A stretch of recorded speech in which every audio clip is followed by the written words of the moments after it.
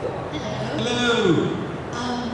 Basically, my question is, what are your top 5 favorite anime characters you ever played? Oh. Wow. Okay. Top 5 favorite anime characters that I've ever played.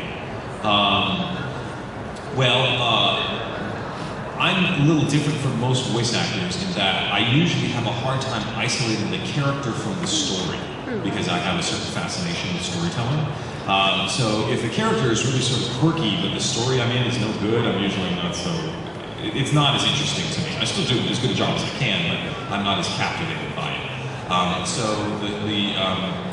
One of my favorite characters that I got to play was Tsume in Wolf's Rain.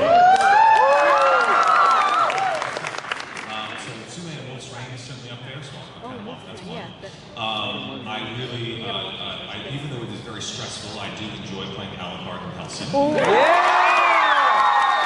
I feel like I'm on the Family Feud and I have to figure out which one gets the biggest response from the audience. Alucard from Hellsing, definitely. Because it was such a treat, I really loved playing Turniphead in Howl's Moving Castle.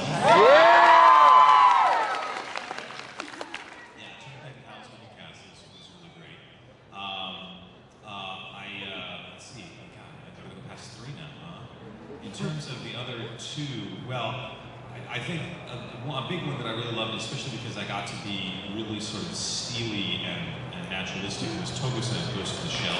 Yeah! Especially in Innocence, the second movie that we worked on. Oh God, that was gorgeous. After that, I think, wow, that's tough. Who else?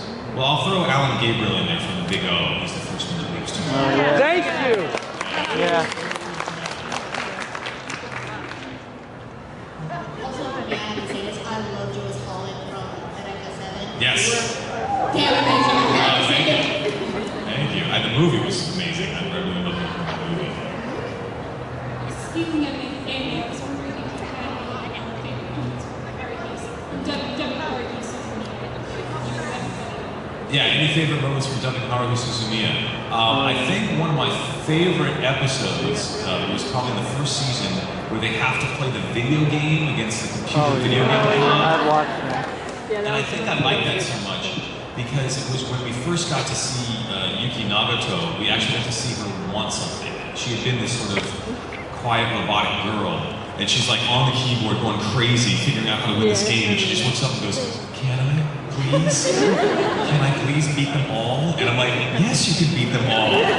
Lay waste. Let loose the dogs of war. You know, like, take them out. So I thought that episode was really playful. Yeah. Maybe 10 times. Oh, thank you. That's very kind of you. Yeah. About Metal Gear Solid. Metal Gear Solid is a wonderful game. I'm sorry? Who did you voice act? I voice act a bunch of sort of background characters in Metal Gear Solid. I've been in 4 and I think 5, is it? So you'll hear me as different background characters here and there. I think in Metal Gear Solid 4, I was on the bridge of some battleship and there was a woman commander, and I was at one of the desks being Felix Gata from Battlestar Galactica or something. And I'm like all panicked and worried about how things are going to go, and she has to calm me down. In Metal Gear Rising: Revengeance, I actually played one of the main villains, Sunday. Larger than life in many different ways. Yeah, so in Metal Gear Solid, it's sort of a bunch of background characters here today. And also, if that happens to be a second Wolf's Rain, would you voice act that? Well, you know, I get this question a lot where people will say, you know, there's this character you played, and if they ever did it again, would you do it again? And my question is always, do actors refuse work? Not really. Am I an actor? Yes. Yes, I'd be happy to work again. Alright, so I have a voice acting question. Sure. If I were to get together a voice demo and want to send it to you to see how you think about it, would that be applicable? Can I do that? It's not really feasible for me to accept demos from people who have not been my my students. Okay. So if you take class with me, either in Los Angeles or online, because I also offer online classes, then you are my student, and you are welcome to email me and ask me questions via email.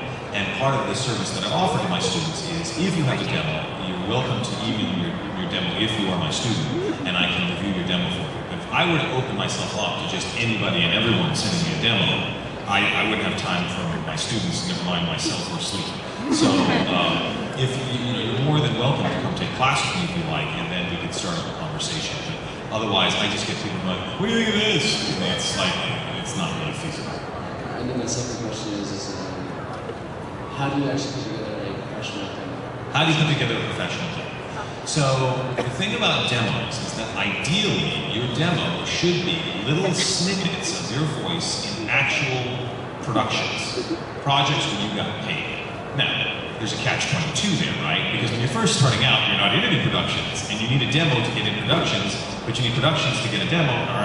So what people do is that they create recordings that sound like they came from actual shows. They aren't, but that's what they sound like, and that's what you're shooting for when you create a demo, is that each spot on the demo needs to sound like it actually came from a real show. Now, casting directors and agents realize that if you're a newbie, chances are these aren't from actual shows, but they want it to sound like that because they've got to pitch you. If they're an agent, they've got to pitch you to casting directors, and if they're a casting director, they've got to pitch you to producers. And they want to hear that you sound like a working actor, right? That you didn't sound like you did it in your basement. So that's the kind of material you put on a demo. And each one of these little snippets should be no more than like 5 or 7 seconds. They will make their decision about you in the first 5 seconds. In the first 5 seconds of your demo, they will decide whether to continue listening. And a demo should be no longer than 60 seconds. And even if they will listen to all 60 seconds, that's a miracle.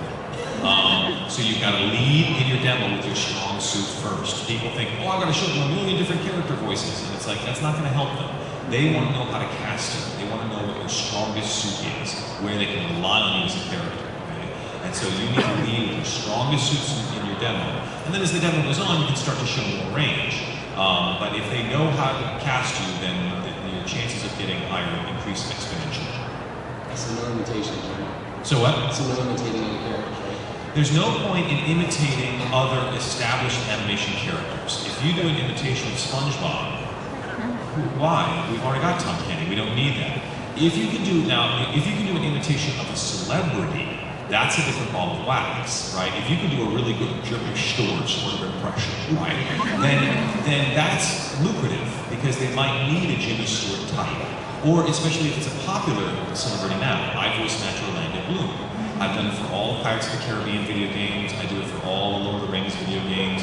And so because I can voice match him, that's useful. So if there's a celebrity, a recent celebrity that they need for something, and for video games and you can voice match them, then great, show that off. But that should be a little, 5-second snippet amongst all this other stuff that you can do. Sound good? All right, and if you want, there's a whole couple episodes of podcast about demos and demo mistakes to avoid. So look it up on iTunes. There's a whole listing of the episode titles and whatnot. You can download the podcast. You bet. Greetings. First off, thank you for being here. Thank you. It's actually really awesome. Today is my birthday. Wow. So to actually be here in front of you is a real honor.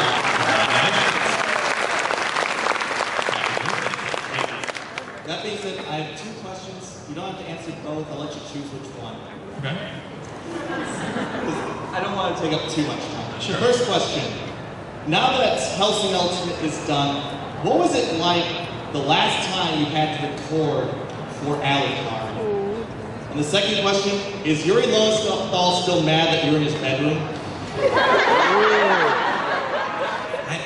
Yeah, but Yuri Lowenthal in his bedroom is a joke that Yuri has been doing. We put outtakes on some of the shows that we're doing. And one of them was in a show called Noeen, where Yuri played a young boy, and I played this older character who was sort of terrorizing him.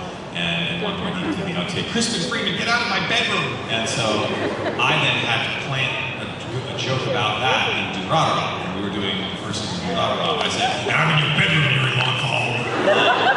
So this has been a running joke where we try drop outtakes in different shows. So I don't know. He hasn't kicked me out yet. And your first question was about Hellsing. It was, frankly, it was a sense of closure when we finally finished Hellsing, because you have to understand that Alucard is probably the most physically difficult character I have to play. In order to play his voice, I have to pull out all the stops. He's like a hurricane. And he has to be low, deep, dark, and resonant, you know? And then he has to like rip people's heads off, which is not very relaxing for the throat, right? And so in order to get those deep, dark tones, I have to be very relaxed, and then I have to rip Nazis apart. You know, Nazis hate those guys. And so this is very stressful, and to be able to give the performance I want to do justice to the character, I'm sweating bullets every time I get into the booth. What's worse is that we can't just do, when I'm in a sweet spot, we can't just do episode after episode. We'll do an episode, and they're like, okay, we're gonna wait for 6 months before we do the next one. You know? So the process of Hellsing, frankly, from a recording standpoint, has been very stressful. But, so now that it's all over, it's like, oh, thank God. You know, I'm pretty much happy with how everything went down with my performance in the job. And so there is a sense of release, because we have been working on some iteration of Hellsing for over 10 years. And so it's nice to finally be like, okay, story's done, thank you. Now I just get to watch it later and go, oh, I could have done that better. You know, it's just a classic. Thank you very much. You're welcome.